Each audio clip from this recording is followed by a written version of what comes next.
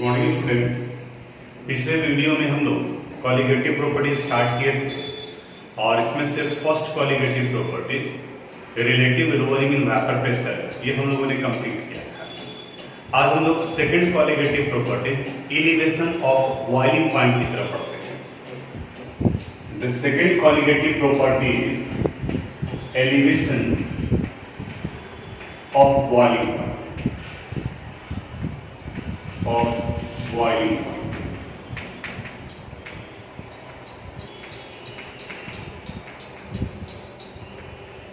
इस colligative properties को समझने के लिए इसके पहले वाले कॉलिगेटिव प्रॉपर्टी से इसको रिलेट करते हैं। पहला टर्म तो यहां दिख रहा है एलिवेशन, यानी कि बढ़ता है, और क्या बढ़ता है? बॉइलिंग पॉइंट का वैल्यू। यानी कि किसी सॉल्यूट के ऐड करने पर अगर सॉल्यूशन का बॉइलिंग पॉइंट वैल्यू इंक्रीज करता है then it is called elevation in boiling point। हम आपको थोड़ा सा 11th स्टैंडर्ड में ले चलते हैं और वहां आपको बॉइलिंग पॉइंट का मतलब समझाते हैं। बिल्कुल एकदम ध्यान से समझिए। सपोज ये एक सॉल्वेंट है प्योर फॉर्म में जो वोलेटाइल नेचर का है और इनके वेपर प्रेशर का value 200 mmHg 200 mmHg। It is the vapour pressure of volatile.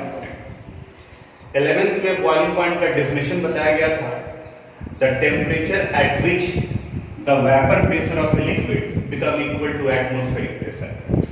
1 atmospheric pressure 760 mmHg के बराबर होता है। 760 mmHg। तो मान लीजिए रूम टेम्परेचर पर अभी इसका 200 mmHg है। अब जैसे जैसे इसके टेम्परेचर को आप बढ़ाओगे इसके वेपर प्रेशर का वैल्यू भी बढ़ने लगेगा। ये वेपर प्रेशर का वैल्यू बढ़ते बढ़ते बढ़ते बढ़ते जैसे ये 760 पहुंचेगा ये बॉयल करना शुरू करेगा। तो the temperature at which the vapour pressure of a liquid become equal to the atmospheric pressure is called boiling point of the liquid. वो उसका बॉइलिंग पॉइंट कहलाता है। क्योंकि ये प्योर फॉर्म में है इसलिए इसको T0B से रिप्रेजेंट किया जाता है। अब इसमें एक कंडीशन क्या डाल देते हैं, इसी सॉल्वेंट में अब एक नॉन वोलेटाइल सॉल्यूट ऐड करते हैं। पिछले क्लास का याद करो, if non volatile solute is added in volatile solvent then the vapour pressure become less than the vapour pressure of solvent. Solution का वेपर प्रेशर सॉल्वेंट के वेपर प्रेशर से कम हो जाएगा। आपको समझाने के लिए लेके चलते हैं कि अब इनके वेपर प्रेशर का वैल्यू 150 mmHg हो जा रहा है। अब जरा सोचो, पहले 200 को 760 तक पहुंचाना था बॉयल करने के लिए, क्योंकि एटमॉस्फेरिक प्रेशर में कोई चेंज नहीं हो रहा है। लेकिन अब जब सॉल्यूट ऐड किए हैं इसके वेपर प्रेशर का वैल्यू घट गया 200 से 150, तो अब इस 150 को 760 तक पहुंचाना है। तो 200 को 760 तक पहुंचाना था, वहां आप हीट कर रहे थे और यहां 150 को 760 तक पहुंचाना है, तो अब और ज्यादा हीट करना पड़ेगा। और इस कंडीशन में जो बॉइलिंग पॉइंट होगा उसे हम लोग TB से रिप्रेजेंट करते हैं। यहां पर फिर से एक बार समझो, इस जगह पर प्योर फॉर्म में सॉल्वेंट है और इसके वेपर प्रेशर का वैल्यू 200 mmHg है और इस जगह पर सॉल्वेंट में जब नॉन वोलेटाइल सॉल्यूट ऐड किया गया यानी सॉल्यूशन का फॉर्मेशन हुआ, then the vapour pressure value become 150 mmHg। तब ये 150 mmHg हो गया। बॉइलिंग पॉइंट का मतलब अभी समझा है, जिस टेम्परेचर पर एटमॉस्फेरिक प्रेशर के बराबर हो जाएगा वेपर प्रेशर। तो यहाँ 200 को पहुंचना है 760 और यहाँ 150 को पहुंचना है 760। जरा कॉमन सेंस लगा, 200 इजीली पहुंचेगा 760 में इन कंपैरिजन टू 150 को 760 में आना होगा। यहाँ 200 को 760 में पहुंचा रहे हैं, सॉल्वेंट है तो इसके बॉइलिंग पॉइंट को हम लोग T0B से रिप्रेजेंट करते हैं और जहां सॉल्यूशन है इसके बॉइलिंग पॉइंट को TB से रिप्रेजेंट करते हैं। और इन दोनों के डिफरेंस को ही एलिवेशन इन बॉइलिंग पॉइंट कहा जाता है। और elevation in boiling point delta TB it is equal to होगा TB minus T0B। The difference in boiling point of solution and solvent is called elevation in boiling point. ये elevation in boiling point होगा। Definition फिर से, if non volatile solute is added in volatile solvent to make a solution then the boiling point of solution become higher than the boiling point of solvent। and the difference in boiling point of solution and solvent is called elevation in boiling point and it is represented by delta T. अब experimentally क्या पता चला, elevation in boiling point यानी कितना बढ़ेगा, it is directly proportional to the molality of the solution. यानी solute ज्यादा अगर ऐड करते जाएंगे तो मोलरिटी का वैल्यू भी बढ़ेगा और जो एलिवेशन इन बॉइलिंग पॉइंट है वो भी बढ़ेगा, यानी सॉल्यूशन के बॉइलिंग पॉइंट और सॉल्वेंट के बॉइलिंग पॉइंट का गैप जो है वो इंक्रीज करेगा। यहाँ डायरेक्टली प्रोपोर्शनल है और इस प्रोपोर्शनलिटी को हटाने के लिए हम लोग एक कांस्टेंट यूज करते हैं, delta TB is equal to KB into M. ये केबी कांस्टेंट है, इन्हें हम लोग मोलर एलिवेशन बॉइलिंग कांस्टेंट या सिंपली मोलर एलिवेशन कांस्टेंट कहा जाता है या इबिलियोस्कोपिक कांस्टेंट भी कहते हैं। ये सारा टर्म हम लिखवा दिए हैं, पीडीएफ में आपको मिलेगा, उस जगह पर से आप नोट करोगे। सिर्फ यहाँ मैथमेटिकल रिलेशन जो ध्यान से समझना। अब जैसे डायग्राम में मिलेगा आपको, अगर लगता है कि नहीं हमको समझने में यहाँ से हेल्पफुल है कि यहाँ सॉल्वेंट का वेपर प्रेशर वैल्यू ज्यादा था, सॉल्यूशन का कम है, क्यों कम है सॉल्यूशन का, इसके ठीक पहले वाला colligative property relative lowering in vapour pressure, solute add करने पर वेपर प्रेशर का वैल्यू घट जाता है। हाँ याद आ गया। अब इन दोनों को 760 तक पहुंचाना है तो ये एरो से बनाए हैं तो ये थोड़ा समझने में आसान है, तो इसको आप नोट कर सकते हो अपनी कॉपी में। फिर सब यहाँ आते हैं, अब इनका पूछा जाता है what is molar elevation constant, इसको डिफाइन करना है। तो फिजिक्स में आप ज्यादातर यूज करते होंगे कि अगर किसी कांस्टेंट को डिफाइन करना है तो वेरिएबल को यूनिटी मान लेते हैं, यानी कि जो वैरी करता है उसको हम लोग 1 मानते हैं। तो अब यहाँ पर 1 अगर कंसीडर करते हैं, यानी फॉर 1 मोलर सॉल्यूशन m का वैल्यू 1 हो जाएगा इसकी जगह, therefore delta Tb would be equal to Kb into 1 और delta Tb would be equal to Kb। अब इसका डेफिनेशन क्या आएगा, जो देखो इसका डेफिनेशन होता है the elevation in boiling point for 1 molar solution is called molar elevation boiling constant. यानी 1 मोलर सॉल्यूशन का जो एलिवेशन होगा बॉइलिंग पॉइंट में उसी को मोलर एलिवेशन कांस्टेंट कहते हैं। ये नोट में पहला पॉइंट हो गया। दूसरा, आपसे यहां भी क्वेश्चन पूछा जाएगा, रिलेटिव लोअरिंग में वेपर प्रेशर में भी आपको बताया था कि चारों कॉलिगेटिव प्रॉपर्टी में कॉमन क्वेश्चन आएगा, how you can say elevation in boiling point is a colligative property, या जो colligative property पढ़ रहे हो उसके बारे में पूछा जाएगा। अभी इसके बारे में बात करते हैं। elevation in boiling point is directly proportional to the molality of the solution। ये सॉल्यूशन के मोलरिटी का डायरेक्टली प्रोपोर्शनल है। और मोलरिटी का डायरेक्टली प्रोपोर्शनल है, मोलरिटी किस पर डिपेंड करता है, number of mole of solute particle पर। तो वहां बताना पड़ेगा elevation in boiling point is directly proportional to the molality of the solution and molality depends on the number of mole of solute particle, therefore it is a colligative property, इसलिए इसे हम लोग colligative properties कहते हैं। अब इसके बाद इस वाले पार्ट में एक और डिराइवेशन आएगा मोलर मास ऑफ सॉल्यूट का, जैसे हम लोग रिलेटिव लोअरिंग वेपर प्रेशर में निकाले थे उसी तरह से यहाँ पर भी निकालेंगे। अब हम लोग मोलर मास के लिए फॉर्मूला डिराइव करते हैं, यानी कि हमारा टॉपिक है डिटर्मिनेशन। ये चारों कॉलिगेटिव प्रॉपर्टीज में आएगा, determination of molar mass of non volatile solute, non volatile solute from elevation of boiling point, elevation of boiling point, from elevation of boiling point। इनसे निकालते हैं determination of molar mass. We know formula पढ़े हम लोग, delta Tb is equal to Kb into M. इसे equation first कर देते हैं। यहाँ m मोलरिटी को रिप्रेजेंट करता है और ये हम लोग पहले भी पढ़ चुके हैं। We also know m is molarity and molarity is equal to number of moles of solute into 1000 divided by mass of solvent और इस Mb का मतलब होता है मास बाय मोलर मास, और सिंप्लीफाई करेंगे तो WB into 1000 divided by MB into WA हो गया। ये इक्वेशन सेकेंड हो गया।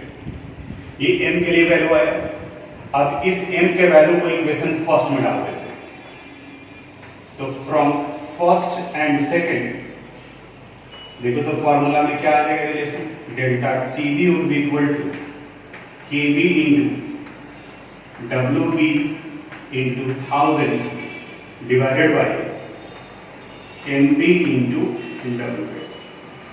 हमारा टॉपिक क्या है, क्या निकालने जा रहे हैं, मोलर मास, यानी कि MB का वैल्यू। तो यहां से MB के लिए रिलेशन आ जाएगा, therefore MB would be equal to, ये इधर ले आते हैं, KB into WB into 1000 divided by delta TB into WA। ये पार्ट आ गया। डिराइवेशन से एक बेनिफिट ये होता है कि आपको फार्मूला याद नहीं करना पड़ेगा, रटना नहीं पड़ेगा। ऐसे ही इसके भूलने का चांस है, लेकिन यहाँ अगर n सिर्फ इतना याद रखते हो तो n मोलैलिटी है, और मोलैलिटी का मतलब ये आप पहले पढ़ चुके हैं, तो ये फार्मूला वहां डाल दिया जा सकता है, निकल जाएगा। तो इसे आप कॉपी करने के लिए कोशिश करोगे खुद से डिराइव करें, यानी सब जगह पर किस तरीके से, और फिर भूल रहे हैं तो आपके पास तो वीडियो है, उसको आप फिर से रिक्लिक करके देख सकते हैं। अब इसके बाद कौन से लेटर किस फिजिकल क्वांटिटी को रिप्रेजेंट कर रहा है उसे भी नोट करना होगा, ताकि न्यूमेरिकल बनाते वक्त भी ये आपको हेल्प कर सके। वेयर WA सॉल्वेंट के लिए यूज होता है, मास ऑफ सॉल्वेंट, ये मास ऑफ सॉल्वेंट को रिप्रेजेंट करता है। WB मास ऑफ सॉल्यूट को रिप्रेजेंट करता है। MB molar mass of solute को रिप्रेजेंट करता है, molar mass of solute. Delta TB ये elevation in boiling point, elevation in boiling point, और इसको आप केल्विन में निकालोगे, इसके यूनिट पर ध्यान दीजिएगा। और KB molar elevation constant, elevation constant, इसका वैल्यू जनरली दिया रहता है, और इनका यूनिट होता है kelvin kilogram mole inverse, kelvin kilogram mole inverse. अब इसको देख करके यहां कंफ्यूज मत कर देना, यहां जो मास रहेगा वो ग्राम नहीं रहेगा। NB देखो यहां पर ये ग्राम पर मोल है, ये ग्राम है, ये ग्राम है, ये ग्राम ग्राम में वैल्यू कैंसिल हो जाता है, इसलिए इसमें नहीं करना है, ये ऑटोमेटिकली किलोग्राम के फॉर्म में है। इसको ध्यान दीजिएगा, तो इसको नोट कर लीजिएगा। जिस तरह से हम लोग एलिवेशन इन बॉइलिंग पॉइंट निकाले, बिल्कुल उसी तरह से डिप्रेशन इन फ्रीजिंग पॉइंट होगा। न्यूमेरिकल पर हम लोग आएंगे अगले क्लास में, आज बिल्कुल कॉमन है, तो डिराइवेशन डेफिनेशन वगैरह ये सारा पार्ट जो वो कंप्लीट हो जाएगा। तो थर्ड कॉलिगेटिव प्रॉपर्टीज की तरफ बढ़ते हैं। It is depression of freezing point, depression of freezing point, freezing point.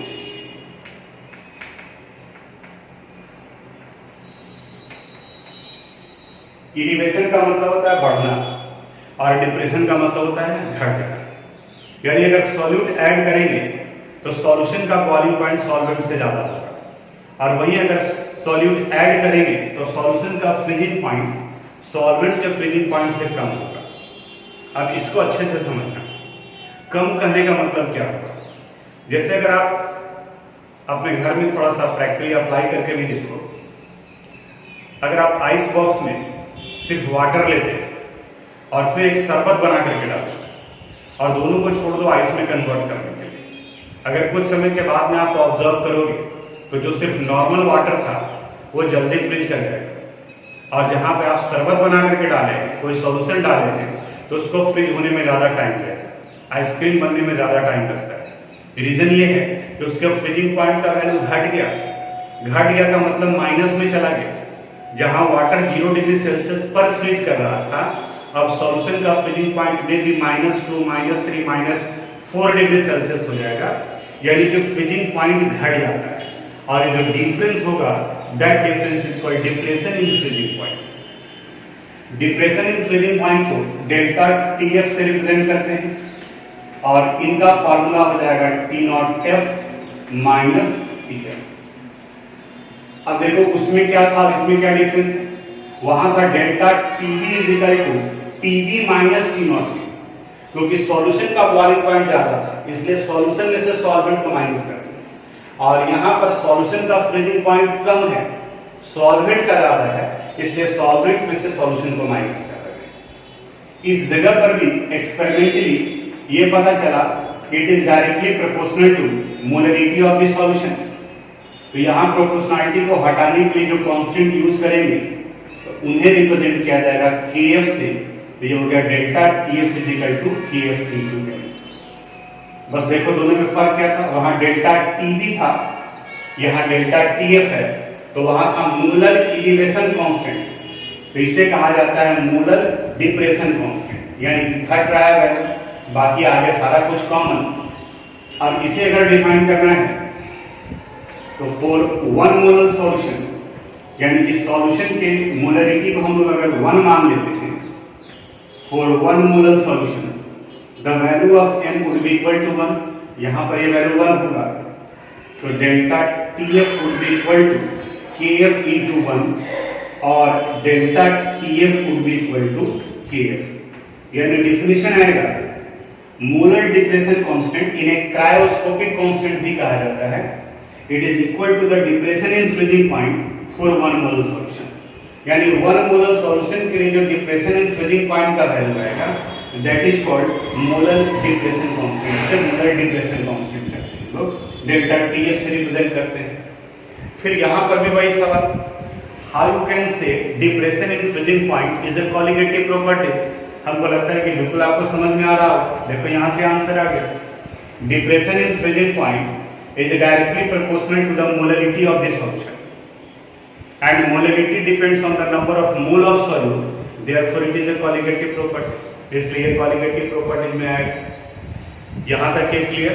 अब इसके बाद यहां भी वो कॉमन पार्ट याद करो, कौन सा, determination of molar mass of non volatile solute from depression of freezing point. सिर्फ वहां और यहां में फर्क क्या पड़ेगा, उस जगह पर जहां डेल्टा TB था उसकी जगह पर डेल्टा TF कर देना है और KB की जगह पर KF कर देना है, बाकी सब बिल्कुल कॉमन है। We know delta TF is equal to KF into M, इसे इक्वेशन फर्स्ट होती है। We also know M molarity को रिप्रेजेंट करता है, it would be equal to number of mole of solute into 1000 by mass of solvent, और इसे लिख सकते हैं लोग WB into 1000 divided by MD into WA। ये इक्वेशन सेकंड हो गया। अब इस M के वैल्यू को यहां पुट करेंगे, from first and second delta TF would be equal to KF into WB into 1000 divided by MB into WA। और हमें निकालना किसके लिए है रिलेशन, MB के लिए, और MB would be equal to KF into WB into 1000 divided by delta TF into WA। अब इस जगह पर बाकी जैसे पहले लिखे आप उन सारे फिजिकल क्वांटिटी को लिख लोगे, WA mass of solvent, mass of solute, molar mass of solute, molar depression constant और डिप्रेशन इन फ्रीजिंग पॉइंट। तो अभी हम लोग elevation in boiling point and depression in freezing point, ये दो क्वालिटेटिव प्रॉपर्टीज कंप्लीट किए। और थोड़ा सा कुछ सिंपल न्यूमेरिकल, सिंपल, क्योंकि इसमें कुछ कंडीशनल भी है। तो पहले भी आज हम लोग सिर्फ सिंपल कैलकुलेशन पे बात करते हैं। एग्जाम्पल का क्वेश्चन छोड़ दे रहे हैं आपके लिए, क्योंकि वो बना हुआ है, लेकिन अप्लाई करोगे मेथड जो अभी हम इंटेक्स में यहाँ डिस्कस कर रहे हैं। इंटेक्स का क्वेश्चन है 2.10, इंटेक्स 2.10। यहाँ पर क्वेश्चन करा boiling point of water at 750 mmHg is 99.63 degree Celsius. Water यानी कि सॉल्वेंट, तो सॉल्वेंट को हम लोग T0B से रिप्रेजेंट करते हैं, 99.63 degree Celsius. How much sucrose is to be added? Sucrose का अमाउंट यानी कि WB सॉल्यूट पूछा जा रहा है, और सुक्रोज का फॉर्मूला होता है C12H22O11। तो बताओ यहां से मोलर मास निकल जाएगा, ये निकाल लोगे। Is to be added to 500 gram of water. WA का वैल्यू 500 ग्राम दिया हुआ है, such that it boils at 100 degree Celsius, ताकि सॉल्यूशन का बॉइलिंग पॉइंट 100 डिग्री सेल्सियस हो जाए। इस जगह पर केवी का वैल्यू नहीं दिया हुआ, लेकिन एग्जामिनेशन में केवी का वैल्यू दिया हुआ होना चाहिए। तो आप देखोगे कि एनसीईआरटी में एक जगह पर केवी और केएफ इन दोनों का वैल्यू टेबुलर फॉर्म में दिया हुआ है, और उस टेबुलर फॉर्म को आपको यूज करना होगा। इस जगह पर ये नहीं दिया हुआ है, लेकिन एग्जामिनेशन में दिया रहेगा, क्योंकि ये वैल्यू आप याद नहीं रख सकते। यहाँ पर ये देखिएगा, तो मोलर बॉइलिंग पॉइंट की एलिवेशन आपके एनसीईआरटी में है। तो वाटर के केस में केबी का वैल्यू है 0.52 और केएफ का वैल्यू है 1.86। तो हम लोग यहाँ पर केबी लिख लेते हैं 0.52 केल्विन किलोग्राम मूल। अब T0B और TB दिया हुआ है, तो डेल्टा TB पहले निकाल लेते हैं। Delta TB is equal to formula होता है TB minus T0B। TB 100 minus 99.63, तो ये वैल्यू आ जाएगा 0.37 डिग्री सेल्सियस, और इसी को हम लोग 0.37 केल्विन।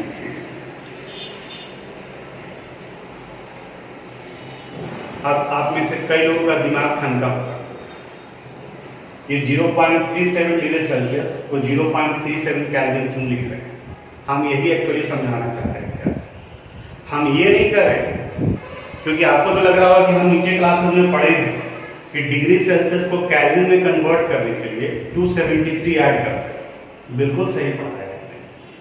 तो फिर आप ये इसको 273 ऐड क्यों नहीं करते? वो करेंगे तो गलत हो जाएगा, वो नहीं करना है। हम ये नहीं करें कि degree Celsius is equal to kelvin, हम करें changing temperature in degree Celsius is equal to changing temperature in kelvin. इस बात को समझाने के लिए हम एक एग्जांपल लेते हैं, वो आपको समझ में आ जाएगा कि ऐसा क्यों लिख रहे हैं। मान लीजिए कि एक जगह पर वैल्यू ले रहे हैं, टीबी का वैल्यू सपोज 37 डिग्री सेल्सियस है और T0B का वैल्यू 27 डिग्री सेल्सियस। तो यहां अगर डेल्टा TB निकालोगे तो फॉर्मूला हो गया TB माइनस T0B, यानी 37 minus 27, it means 10 degree Celsius. अब इसी को हम लोग केल्विन में कन्वर्ट कर देते हैं, क्योंकि हमें तो निकालना है SI यूनिट टेम्परेचर का केल्विन होता है। तो देखो, तो इस 37 डिग्री सेल्सियस को अगर केल्विन में कन्वर्ट करेंगे तो ये वैल्यू हो जाएगा 310 केल्विन, और ये वैल्यू हो जाएगा 300 केल्विन, क्योंकि यहां भी हमने 273 ऐड कर दी, यहां भी हमने 273 ऐड कर दी। तो देखो 37 कन्वर्ट कर गया 310 में, और 27 कन्वर्ट कर गया 300 केल्विन। और अब जब आप डेल्टा TB निकालोगे तो फॉर्मूला है TB minus T0B, 310 minus 300, it would be equal to 10 kelvin. देखिए तो दोनों जगह पे बराबर आ गया। यानी हम कह सकते हैं कि 10 डिग्री सेल्सियस 10 केल्विन के बराबर होगा। और अधिकांश जगह पे बोर्ड के कॉपी वैल्यूएशन में भी हम लोग ये फील करते थे, थोड़ा अफसोस भी होता था कि स्टूडेंट सब कुछ सही सही कर रहा था और यहाँ पर आकर के ये 10 डिग्री सेल्सियस के बाद में 283 केल्विन लिख देता है, वो गलत है। फिर से ध्यान दें, I am not saying degree Celsius is equal to kelvin. हम ये कह रहे हैं change in temperature in degree Celsius is equal to change in temperature in kelvin. या अगर ये बात डाइजेस्ट नहीं हो रहा है तो कोई बात नहीं है, आप डिग्री सेल्सियस को ही पहले केल्विन में कन्वर्ट कर दो, तब तो केल्विन करेंगे तो ये वैल्यू केल्विन में आ जाएगा। यानी कि अगर जैसे लास्ट में ग्राम है या किलोग्राम है तो उसको आपको दूसरे यूनिट में कन्वर्ट करना है तो आप लास्ट में मल्टीप्लाई कर देते हैं, लेकिन जो एडिशन और सब्ट्रैक्शन से दूसरे यूनिट में कन्वर्ट करता है वो आपको स्टार्टिंग में ही करना होगा। यानी कि इसको सब्ट्रैक्ट करने के बाद में आप ऐड नहीं कर सकते। हाँ, अगर कुछ मल्टीप्लिकेशन या डिवीजन से चेंज करता है तो किया जाता है। तो इस वाले पॉइंट को आप ध्यान रखोगे, वो क्वेश्चन बन जाएगा। इसी तरीके से इंटेक्स का एक क्वेश्चन ये था जो एलिवेशन इन बॉइलिंग पॉइंट से रिलेटेड था, और 2.11 ये आपके डिप्रेशन इन फ्रीजिंग पॉइंट से रिलेटेड। तो एग्जाम्पल का क्वेश्चन आपके लिए छोड़ दिए हैं। इंटेक्स के क्वेश्चन का हम हिंट्स दे दे रहे हैं और एक्सरसाइज का क्वेश्चन आप खोज करके बनाओगे। Intex 2.11 calculate the mass of ascorbic acid. यहां भी सॉल्यूट का ही मास पूछा जा रहा है। मोलर मास के लिए यहां फॉर्मूला दे दिया है विटामिन सी का C6H8O6, C6H8O6। यहां से इसका मोलर मास निकाल लो। To be dissolved in 75 gram of acetic acid, WA का वैल्यू है 75 gram. To lower its melting point by 1.5 degree Celsius, यदि घट रहा है डेल्टा TF का value 1.5 degree Celsius, it means 1.5 kelvin, और KF का वैल्यू दिया हुआ है 3.9 केल्विन किलोग्राम मोल इनवर्स। अब आप फार्मूला पुट करो, यहां लिखे हैं हम लोग डेल्टा TF इजिकल टू होता है KF into WB into 1000 divided by MB into W। देखिए डेल्टा TF का वैल्यू पता है, KF दिया हुआ है, MB दिया हुआ है, WA दिया हुआ है, तो सिर्फ क्या पूछा जा रहा है WB। हम समझते हैं निकल जाएगा ये। और एक्सरसाइज का खुद से क्वेश्चन बनाओ जितना बन रहा है, जो थोड़ा सा डिफिकल्टी लेवल का क्वेश्चन होगा, मुझे पता है कहाँ आपको हिंट्स देने का जरूरत है, तो वो हम आपको अगले क्लास में बताएंगे। तो आज इतना कर लीजिएगा। थोड़ा सा वर्क वगैरह भी है दोनों, लेकिन याद होना चाहिए। तो इसके बाद फिर ऑस्मोटिक प्रेशर और एबनॉर्मल मोलर मास, ये दो टॉपिक बचा हुआ है। आज यहीं तक।